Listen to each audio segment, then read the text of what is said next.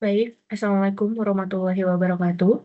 Kami dari kelompok Soto Pawedang, saya sendiri Enuka Ansori, bersama rekan saya Risma Febrianti dengan Nur Sabrina Muslim. Pada kesempatan kali ini, kami akan mempresentasikan hasil tugas besar 2 kami dengan judul Analisis Karakteristik dan Identifikasi Model Deret Waktu pada Pergerakan Saham Uber. Fokus utama kami adalah penerapan metode ARIMA dengan pendekatan grid search untuk peramalan harga saham. Bisa ke slide selanjutnya. Di sini terdapat alur kegiatan, yaitu yang pertama terdapat pendahuluan, yang kedua terdapat visualisasi data, kemudian yang ketiga terdapat uji dan transformasi variansi, yang keempat terdapat uji stasioner min dan diferensi, yang kelima identifikasi order model, keenam seleksi model terbaik, ketujuh estimasi parameter, terus yang 8 terdapat uji diagnosis sisaan, yang ke-9 forecasting dan evaluasi, dan yang terakhir adalah kesimpulan akhir. Untuk poin-poin yang terdapat di alur kegiatan ini merupakan poin yang terdapat di LMS untuk penilaian. Kemudian bisa di slide selanjutnya.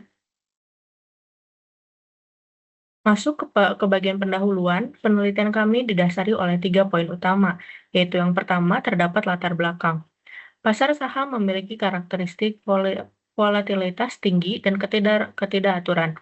Meskipun metode ARIMA dikenal sebagai standar emas dalam peramalan jangka pendek, tantangan utamanya adalah penentuan order model P, Y, dan Q secara manual yang seringkali subjektif dan rentan human error.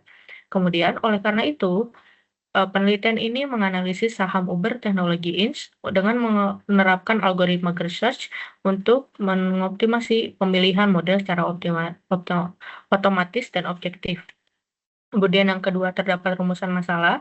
Di sini kami berfokus menjawab 4 hal, yaitu bagaimana karakteristik stasioner data Uber, kemudian terdapat apa itu struktur model ARIMA terbaik berdasarkan kriteria ISC, kemudian apakah metode tersebut valid secara statistik, dan yang terakhir adalah dan seberapa akurat kinerja peramalannya. Kemudian ketiga terdapat tujuan. Tujuan kami adalah menangani ketidakstasioneran data, menentukan order optimal tanpa bias objektif, yang ketiga terdapat memverifikasi asumsi white noise, serta mengevaluasi akurasi menggunakan matriks. Bisa slide selanjutnya. Baik, kita di sini memasuki visualisasi data. Berikut adalah visualisasi pergerakan harga ADJ saham Uber periode Mei 2019 hingga Februari 2025. Bisa dilihat pada grafik, data memiliki pola tren stokastis yang kuat dan dengan volatilitas yang tidak konstan. Secara khusus, pada periode akhir pengamatan dari 2024 hingga 2025, volatilitas data tampak melebar dibandingkan periode awal. Secara visual, pola ini mengindikasikan bahwa data tidak stasioner, baik dalam rata-rata maupun varians. Untuk memastikannya, kami melakukan uji statistik berikut ini. Bisa di slide selanjutnya. Langkah pertama yaitu prapromosesan adalah memeriksa kestasionaran varians menggunakan metode box chow transformation.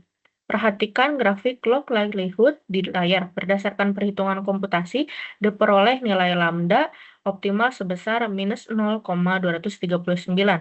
Karena nilai lambda optimal ini jauh dari angka 1, yang berarti varians kontans, maka hipotesis 0 ditolak, artinya varians data asli tidak stasioner. Kemudian, oleh karena itu, kami melakukan transformasi pangkat, yaitu atau power transformation menggunakan lambda minus 0,24. Sesuai hasil estimasi, langkah ini berhasil menstabilkan variansi data. Jadi selanjutnya. Setelah varian stabil, kita memasuki uji stasionaritas means dan diferensi. Di sini kita menggunakan uji ADF.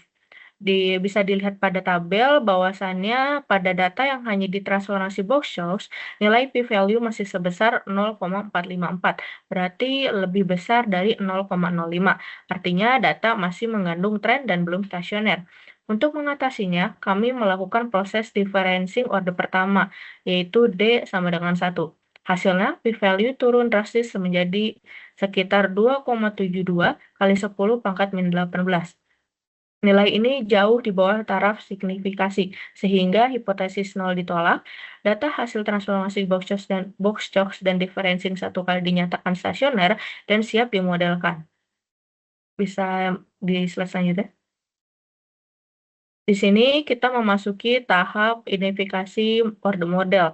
Kami memplot fungsi ACF dan PACF dari data yang sudah stasioner tadi. Kemudian, pola yang terbentuk cukup kompleks. Tidak ada pola cut-off ataupun tailing off yang tegas.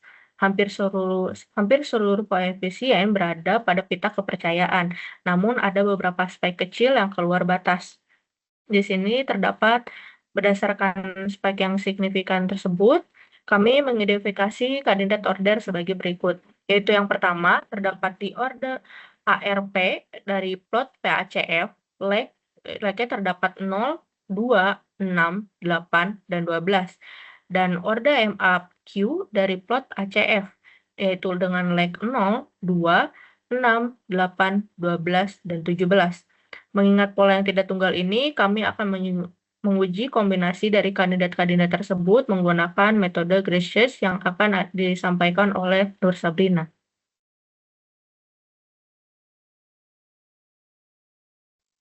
Baik, selanjutnya di sini saya akan menjelaskan mengenai seleksi model terbaik IC-nya. Nah, pada bagian ini, setelah data dibuat stasioner melalui transformasi Box-Stokes dan di differencing order pertama, kami itu terlebih dahulu itu mengidentifikasikan kandidat order P sama Q-nya dari pola ACF dan PACF. Nah, dari tahapan tersebut, kami itu memperoleh kandidat AR-nya yaitu P dengan elemen 0, 2, 6, 8, sama 12. Dan kandidat order MA-nya yaitu Q-nya itu ada 0, 2, 6, 8, 12, dan juga 17. Dengan order differencing ditetapkan D sama dengan 1. Selanjutnya, seluruh kombinasi P, D, dan Q tersebut diuji secara sistematis menggunakan pendekatan grid search untuk setiap kombinasi model ARIMA P1Q. Jadi kami mengestimasi model dan menghitung IKIK Information Criterion atau AIC serta Bayesian Information Criterion atau BIC.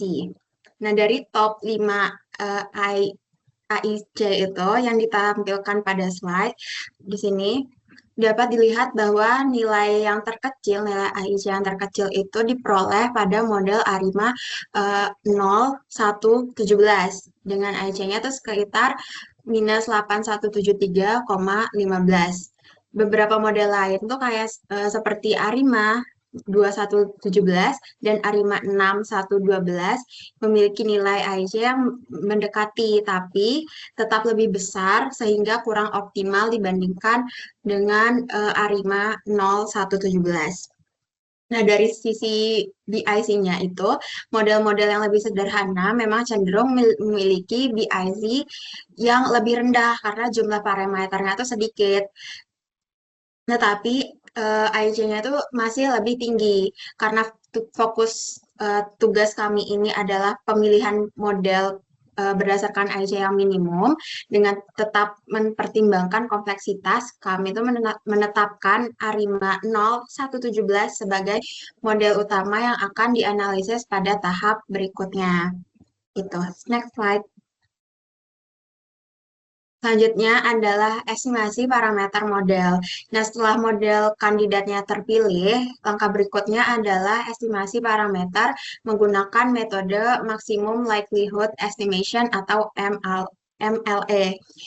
Kami itu tidak hanya melihat ARIMA 0117, tapi juga membandingkannya dengan beberapa model lain yang memiliki IC atau BIC yang cukup baik, yaitu kayak seperti ARIMA 010, ARIMA 012, ARIMA 210, ARIMA 2117, dan juga ARIMA 6112. Nah, secara ringkas itu hasilnya kayak gini. Model ARIMA 010 atau random walk memiliki parameter yang seluruhnya signifikan, namun nilai AIC-nya itu lebih tinggi sehingga kurang mampu untuk menangkap dinamika datanya. Terus model ARIMA 012 dan ARIMA 210 itu memberikan sedikit perbaikan dibanding random walk, tetapi masih menyisakan parameter AR atau MA yang tidak signifikan. Nah, sementara itu model yang lebih kompleks seperti ARIMA 217 sama ARIMA 6112 itu memiliki struktur yang sangat berat dengan banyak parameter tidak signifikan. Namun penurunan IC-nya yang diperoleh itu tidak sebanding dengan peningkatan kompleksitas. Nah, pada model ARIMA 0117 tidak semua koefisien MA-nya itu signifikan, tetapi beberapa leg seperti leg 2, 6, 8, 10, 12, 13, 14, dan juga 17 itu menunjukkan signifikansi statistik. Nah, dalam praktik analisis deret waktu, keberadaan beberapa parameter yang tidak signifikan masih dapat ditoleransi selama modelnya tuh memberikan nilai AIC yang terbaik dan nantinya lolos uji diagnostik sisaan. Nah, berdasarkan pertimbangan tersebut, ARIMA 0117 tetap dipertahankan sebagai model akhir yang akan diuji kelayakannya dan digunakan untuk peramalan. Selanjutnya di sini ada uji diagnostik white nose-nya. Jadi setelah model akhirnya itu ditetapkan, kami itu melakukan uji diagnostik untuk menilai apakah model ARIMA 0117 itu sudah layak digunakan. Nah, tahap pertama adalah memeriksa apakah sisaan model bersifat acak atau white nose dengan menggunakan uji Aljum box. Nah, hipotesis yang digunakan itu di sini ada 0, sisaan tidak autokorelasi atau dengan kata lain merupakan white nose. Terus ada H1, sisaan masih berautokorelasi. Kami itu menghitung statistik Aljum box-nya itu pada beberapa leg. Di antaranya itu leg ke-10 dan juga leg ke-20. Hasilnya adalah p-value yang diperoleh sangatlah besar, yaitu sekitar 0,9999 untuk leg ke-10 dan 10.000 untuk leg ke-20. Karena nilai p-value ini jauh di atas taraf signifikansi 5%, maka H0-nya itu gagal ditolak. Jadi sisaannya itu dapat dianggap tidak berautokorelasi. Nah, hal ini konsisten dengan plot ACF sisaan pada grafik di samping, visualisasi di samping, yang ditampilkan pada slide yang di sini, yang di kanan, terlihat bahwa di sini terlihat bahwa spike ACF-nya itu pada leg di atas 0 berada di dalam pita kepercayaan, sehingga tidak ada pola autokorelasi yang tersisa. Nah, dengan demikian, dari sisi kebercakan sisaannya, model ARIMA 0117 dapat dikatakan telah berhasil menangkap struktur ketergantungan dalam data dan memenuhi asumsi white nose-nya. Selanjutnya di sini ada uji diagnostik normalitas sisaannya.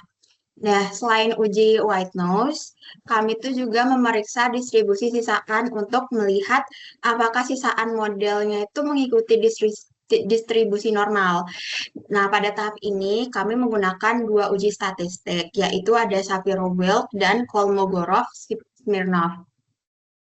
Kedua uji tersebut menghasilkan p-value yang sangatlah kecil, mendekati 0, sehingga hipotesis 0 yang menyatakan bahwa sisaan berdistribusi normal ditolak.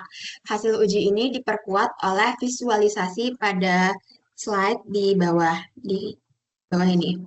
Nah, histogram sisaan di sini menunjukkan adanya ekor tebal atau heavy tails, dan QQ plotnya itu memperlihatkan deviasi yang cukup besar dari garis diagonal, terutama pada bagian ekor distribusinya. Nah, artinya secara ketat sisaan model itu tidak berdistribusi normal. Namun, dalam konteks deret waktu keuangan, fenomena seperti ini sangat sering dijumpai karena data saham itu umumnya memiliki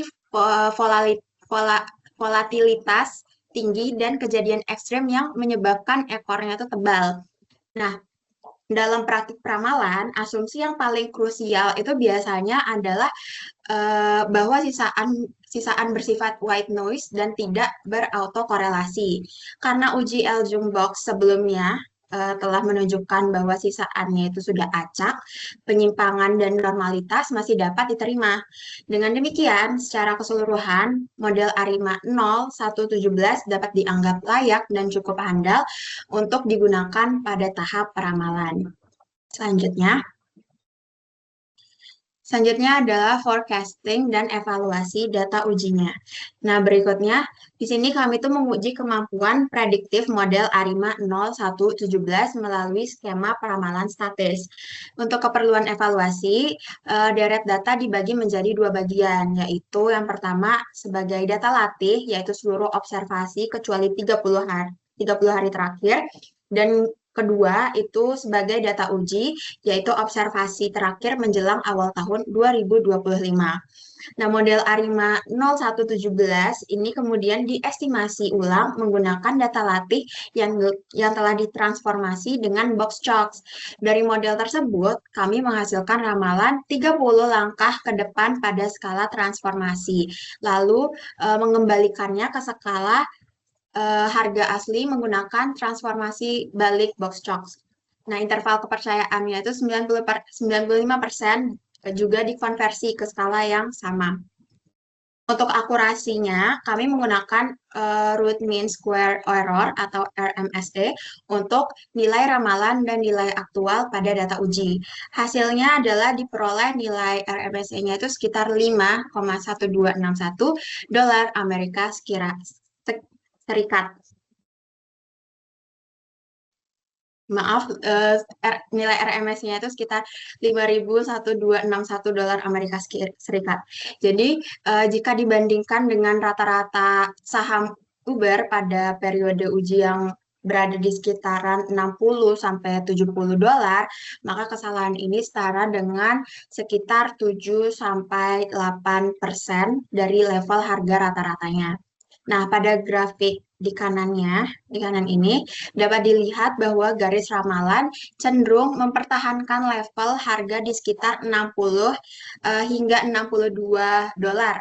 Sementara data aktualnya itu menunjukkan kecenderungan naik menuju kisaran 65 hingga 70 dolar.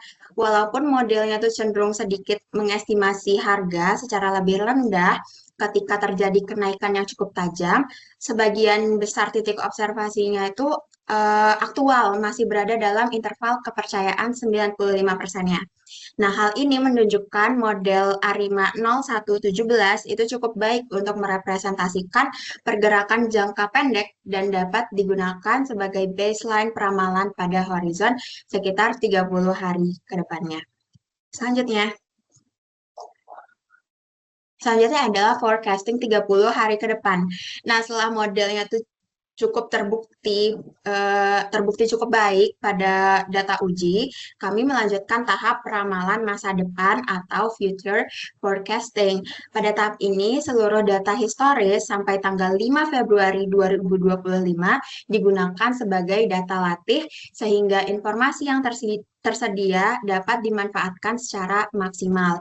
Nah, model ARIMA 0117 kembali diestimasi pada deret harga yang telah ditransformasi box chocks dengan parameter lambda optimum yang sama. Dari model ini, kami menghasilkan ramalan 30 hari ke depan beserta interval kepercayaan 95%. Kemudian semuanya itu dikonversi ke skala harga aslinya. Nah, pada proyeksi di slide, pada grafik di slide di sini, terlihat bahwa jalur ramalan utama atau point forecast relatif stabil di kisaran 64 sampai 65 dolar Amerika Serikat. Sementara itu, interval kepercayaannya tampak semakin melebar seiring bertambahnya horizon waktu peramalan. Pelebaran interval ini itu mencerminkan meningkatnya ketidakpastian prediksi pada periode yang lebih jauh ke depan, yang merupakan karakteristik wajar pada peramalan deret waktu keuangan. Nah, dengan demikian, hasil peramalan 30 hari ke depan dihasilkan oleh model ARIMA 0117. Lebih tepat dipandang sebagai skenario dasar atau baseline skenario yang konsisten dengan pola historis data, bukan sekedar prediksi pasti yang bebas resiko.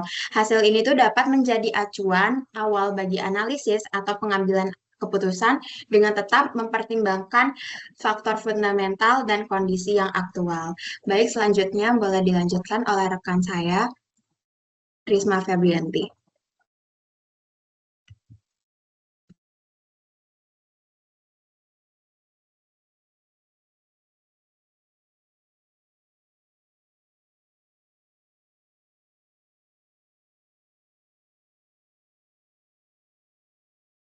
Baik, selanjutnya di sini saya akan menjelaskan untuk bagian kodenya.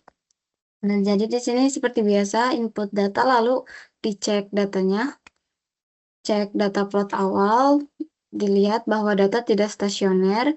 Lalu kita bisa melihat untuk plot PACF dan ACF pada sebelum dilakukan differencing. Setelahnya kita juga melakukan cek stasioner pada variansi menggunakan boxcox sesuai dengan yang dijelaskan tadi. Lalu berikut adalah hasil data setelah transformasi boxcox dengan nilai optimal. Selanjutnya dilakukan pengecekan stasioneritas data pada rata-rata atau mean dan dilakukan dengan menguji ADF dan berdasarkan hasil sebelumnya juga datanya itu belum stasioner terhadap mean. Lalu di sini adalah data plot setelah differentiating pertama sehingga D sama dengan 1. Setelah itu dilihat lagi untuk plot ACF dan PACF-nya dan terdapat beberapa lag yang muncul keluar dan berdasarkan hasil dari plot berikut adalah lag-nya itu ada di sekitar untuk ACF ada di sekitar 0, 2, 6, 8, 12.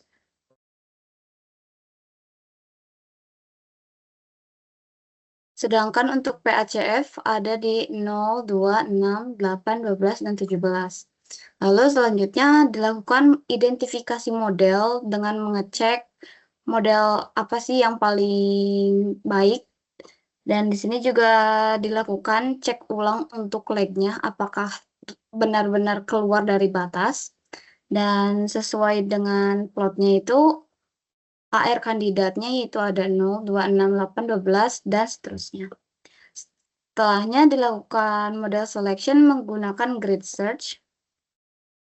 Nah, di sini kita melakukan untuk datanya itu menggunakan data yang sebelum didiferensiasi karena pada model ARIMA ada orde D-nya yaitu untuk melakukan diferensiasi berdasarkan ordernya. Jadi kita menggunakan model maaf. Jadi kita menggunakan data yang sebelum dilakukan diferensiasi, namun kita sudah lakukan transformasi boxcox agar variansinya stasioner. Lalu dilakukan grid search untuk melihat berdasarkan AKIK dan BIC-nya. Nah, di sini ada beberapa model berdasarkan lag yang sudah didapat dan hasil AKIK-nya dan BIC-nya juga. Nah, di sini ada top 5 model berdasarkan AKIK dan ada 5 top model berdasarkan BIC. Jadi karena berdasarkan kebutuhan tugas, di sini kita menggunakan berdasarkan AKIK bukan BIC. Oleh karena itu kita menggunakan base modelnya yang di sekitaran 0 di sekitar top 3 model AKIK. Lalu selanjutnya dilakukan estimasi parameter dan tes signifikansi menggunakan MLE berdasarkan H0 atau hipotesisnya. Nah, di sini kita lakukan kembali dan beberapa model yang akan dicek yaitu top 3 AKIK, lalu top 3 BIC. Nah, dengan node yaitu D sama dengan 1. Lalu dilakukan cek signifikansi dan bisa dilihat pada hasil pada model ARIMA 0117 ada beberapa parameter yang mungkin tidak signifikan, namun jika dibandingkan dengan ARIMA yang lain, nilai tidak signifikannya itu lebih banyak dibandingkan dengan model ARIMA 0117. Sedangkan untuk model ARIMA 010, hasilnya itu parameter valid karena tidak memiliki parameter sama sekali. Lalu di sini juga untuk ARIMA 012 hanya satu yang tidak signifikan dan lainnya. Namun kembali lagi untuk kebutuhan tugas di sini kami tetap menggunakan AKIC, jadi menggunakan ARIMA 0117. Nah, selanjutnya kita melakukan uji kelayakan menggunakan LJUMBOX dan berdasarkan hipotesisnya juga, jika p-value lebih dari 0,05 atau lebih besar dari alfanya, maka gagal untuk menolak H0. Jadi artinya modelnya itu layak. Nah, di sini kita menggunakan cek pada model 0117 dan beberapa legnya itu ada di 10 dan 20. Lalu bisa dilihat di sini ada LB state dan LB value-nya, dan LB value-nya itu lebih besar sehingga p-value-nya itu sehingga H0 gagal ditolak, dan bisa dilihat juga di plotnya garisnya titiknya itu ada di dalam blue limit atau batas garisnya. Nah, selanjutnya dilakukan tes residual atau tes kenormalan atau tes white noise. Nah, di sini kita menggunakan Kolmogorov-Smirnov dan juga ada Spiro-Wilks. Nah, di sini kita bisa lihat pada hipotesisnya itu, jika p-value kurang dari 0,05%, berarti datanya adalah tidak normal. Selanjutnya ada melakukan cek normalitas pada residunya atau cek kenormalan pada white noise-nya. Nah, di sini berdasarkan hipotesisnya, itu H0 residualnya berdistribusi normal dan H1 residualnya tidak berdistribusi normal. Lalu lakukan penolakan pada H0 jika p-value kurang dari 0,05. Nah, di sini kita melakukan uji menggunakan Kolmogorov-Smirnov. Nah, di sini dilakukan cek dan ternyata untuk p-value-nya itu kurang dari 0,05 sehingga lakukan tolak H0 dan statusnya tidak normal, distribusi tidak normal. Selain itu, kita juga melakukan cek pada menggunakan Shapiro-Wilks juga. Nah, di sini ternyata untuk hasilnya juga kurang dari 0,05 sehingga tolak H0 dan statusnya itu tidak berdistribusi normal. Nah, di sini juga kita bisa melihat berdasarkan visualisasinya. Di sini ada residual histogramnya, di sini ada tailnya, dan di sini untuk Kiki plotnya. Untuk Kiki plotnya itu kan di sini diagonal, namun di sini titik-titiknya itu tidak mengikuti garisnya, sehingga datanya memang tidak berdistribusi normal. Nah, selanjutnya dilakukan forecasting dengan menggunakan data yang sudah ada untuk mengecek RMSE-nya. Nah, di sini bisa dilihat RMSE modelnya itu ada pada 5,1261. Nah, di sini juga ada untuk grafiknya, dan bisa dilihat juga bahwa line-nya itu cukup besar dan lebar. Nah, selanjutnya dilakukan juga untuk forecasting untuk 30 hari ke depan, karena di sini itu menggunakan data yang sudah ada dan di sini menggunakan real prediksi. Nah, di sini kita juga melakukan prediksi pada 30 hari ke depan dan dapat dilihat hasilnya adalah seperti berikut, dan confidence intervalnya juga memang menjadi sangat lebar pada semakin lama data diprediksi. Baik, selanjutnya saya kembalikan kepada rekan saya. Baik, sebagai penutup, di sini saya akan menyampaikan kesimpulan dari analisis yang telah saya dan rekan-rekan saya lakukan. Nah, pertama, dari sisi karakteristik datanya. Data harga saham Uber pada level awal itu bersifat tidak stasioner, baik dari sisi rata-rata atau means maupun variansnya. Melalui kombinasi transformasi box shocks dengan parameter lambda sekitar minus 0,239 dan first differencing, deret waktu berhasil dibuat stasioner sehingga memenuhi persyaratan permodelan ARIMA dengan order differencing D sama dengan 1. Kedua, dari sisi pemilihan model. Jadi pendekatan grid search berbasis AIC dan BIC pada kombinasi order PDQ menunjukkan bahwa ARIMA 0117 adalah model dengan nilai AIC paling rendah dan memberikan keseimbangan terbaik antara kebaikan sesuai dan kompleksitas modelnya. Yang ketiga, dari sisi kelayakan statistik. Uji Eljung Box dari plot ACF sisaan menunjukkan bahwa sisaan model yang dapat dianggap sebagai white noise. Sehingga struktur ketergantungan dalam data itu telah terjelaskan dengan baik. Meskipun uji Shapiro-Wilk dan Kolmogorov-Smirnovnya mengindikasi bahwa sisaan tidak berdistribusi normal secara sempurna, hal ini tuh masih dapat diterima dalam konteks deret waktu keuangan yang umumnya bervolatilitas tinggi dan berekor tebal. Keempat, dari sisi kinerja peramalan. Model ARIMA 0117 ini menghasilkan nilai RMSE sekitar 5,13 dolar Amerika Serikat pada data uji, yang setara dengan kesalahan relatif sekitar 7 hingga 8% terhadap rata-rata harga saham pada periode tersebut.